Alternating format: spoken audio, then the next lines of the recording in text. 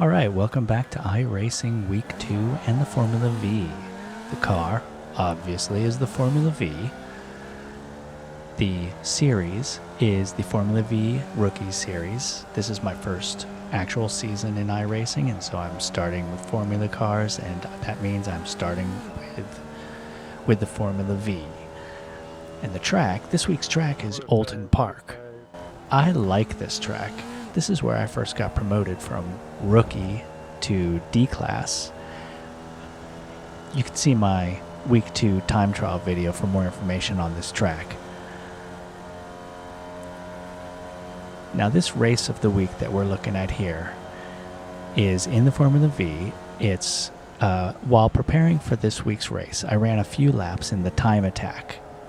And then I completed some time trial action before finally bringing my game to the track. Let's see, I did a couple of races and I had mixed results. And then I had a race where I got banged up so badly that I had to finish the race in the pit lane getting repairs. It's the first time I've done that. And after that, naturally, I wanted a redemption race. One last race to make up for the disgrace of the previous race.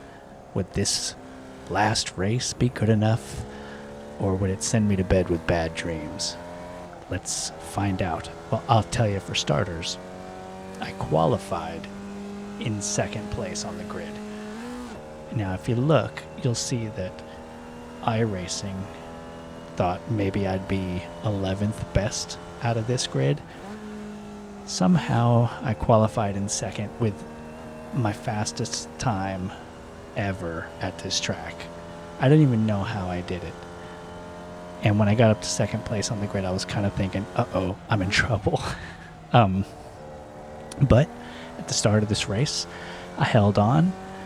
I followed the leader for a while, and then the leader just took off. Andres. And behind me in third place is Christian. Christian clearly had more pace than me. Andre's already way ahead. Christian will pass me in a little bit here. But I'm just going to hold on, and we will see if my good behavior gets me any good rewards. Okay, now this column that I am pointing to over here with the yellow arrow, you'll see 1L. That means 1 lap. This is where you can see how many laps have happened, what lap we're on. This race goes about 6 laps, so that is where you can count how many laps in we are. The next real bit of action is going to be when Christian comes up on me to pass me. So until then, keep an eye on Christian's time behind me and watch it gets closer and closer as I zoom through the chicanes, doing my best to not score any incident points. This was a pretty clean drive, but it's also a very exciting race, especially at the Christian, end. we all know you're going to pass me. Let's just do it safely. See, here I go. I'm telling Christian, get ready to pass me. I was expecting up here to hug the right side, but he started coming in on my right. So I stayed on the left, and there he goes. Okay, let me get rid of that arrow. Alright, so there goes Christian, scampering off into the distance. And you can see in the upper right, the chopper cam. The gap just grows. And for a little while, I've got a nice buffer and I'm all to myself. You know, I pay close attention to the gap behind me so I know if somebody's going to sneak up on me, or if I can tell if they closed the gap, then they obviously have pace, and even if I try to battle them, they're just going to get past me. So just let them go and don't risk crashing off the track. Watch the timing, and the second lap is pretty good. You're going to see Christian closing in on Andres forgive me if you're watching and I don't get your name right. I do have a lot of respect for it. I just don't always know how to say people's names. Anyway, you're going to see Christian close the gap. And towards the end of the third lap, there's going to be some excitement. So let's just listen to the race for a little bit here.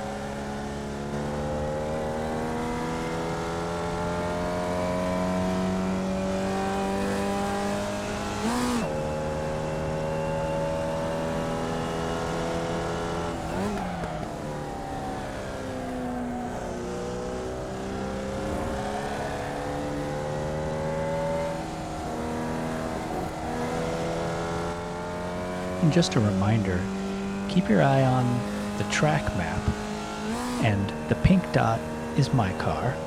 The two green dots that are coming up on the arrow right now, that's Andre and Christian. So just keep an eye on the track map. That's kind of another fun thing. And the timing screen.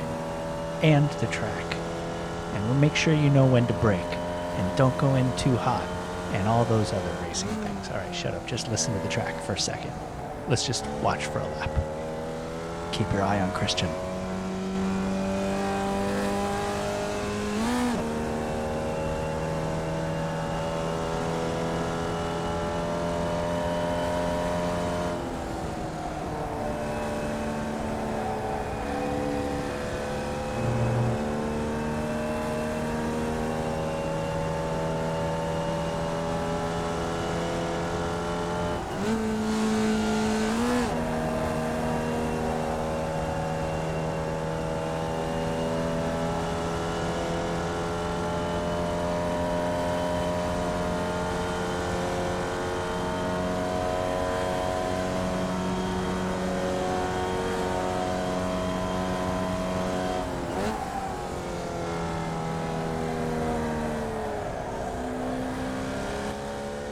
Okay, on the track map, you can see that Andres and Christian are entering the first chicane now.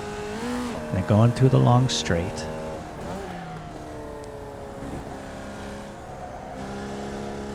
I just went through the first chicane. They are going through the second chicane now.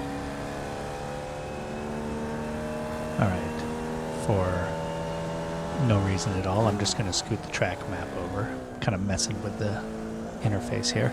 Keep your eye on Christian. The time is now, he's 0-0 behind Andre. That means that they're battling. So let's cut up to them and see how they're doing. Okay, here we see Christian coming around Andre. They're both giving each other space. Christian's taking the lead. This up ahead, they're going to veer to the left, and then there's going to be a right-hander. So Christian's on the inside of that turn, cuts the corner a little bit, but still safe on track limits. And now Andre is behind Christian. Christian has the lead. But they're coming up to a very serious corner, this last right-hander on the track. Watch this. Ouch. All right, so what should have happened is Andre should have cut in and hugged the right-hand side of the track. It's clear that Christian was prepared to go wide and give Andre space. However, Andre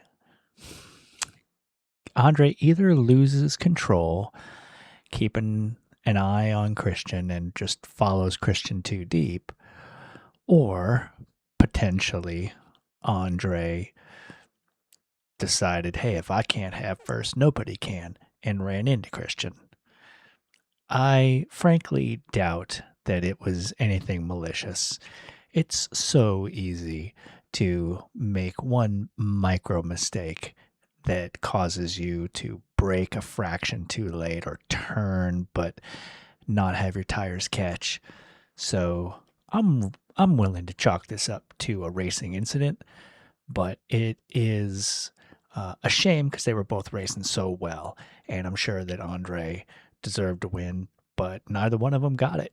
So what does that mean for the person who's in third place?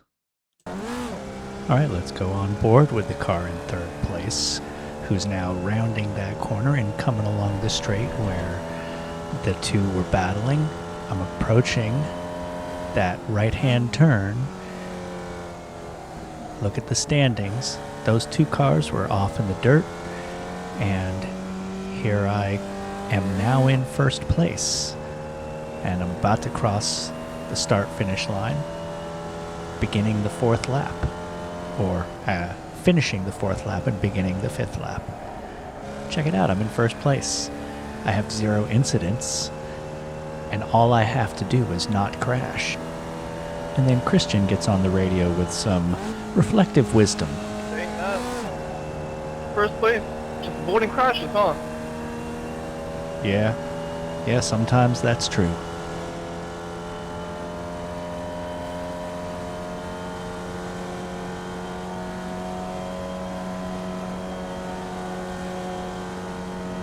And so I find myself in first place, leading a race for the first time in my iRacing career. There's a certain amount of nerves that come with that, but it's made a little bit more comfortable by knowing that I got 21 seconds behind me. So now the challenge is, am I gonna win my first race? Well, I'll tell you what, there's only a lap and a half or so left in this race. So let's just sit back and see what happens.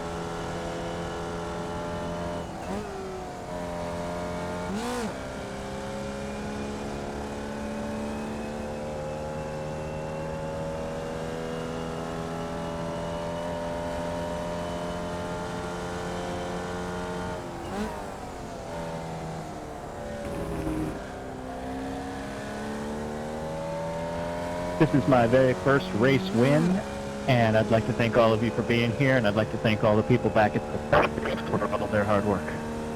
Congrats, dude. Just keeping it clean, you win the race. Okay, let's wrap it up with a quick look at the Blue Heron Sim Racing Strategy Dashboard. In this app, I am looking specifically here at the Formula Vee, and we've got the I rating. This right here was week 1. This is week 2. And Boom, boom. Looks like we got a big bump there. The safety rating is going to stay pretty mellow. My incidents in the Formula V this week were all, well, 7 was kind of high, 6, couple of 4s, and then at least 1-0. Let's go have a look at the data we can see here. Oh yeah, so here was the race that was so bad I finished in the pits. Didn't even actually finish the race. And then this race at the bottom here was 0 incidents. Started in second, finished in first. Okay, that about wraps it up for this Formula V. You can look forward to a video on my 1600 progress coming in soon. And until then, race well and enjoy what you're doing.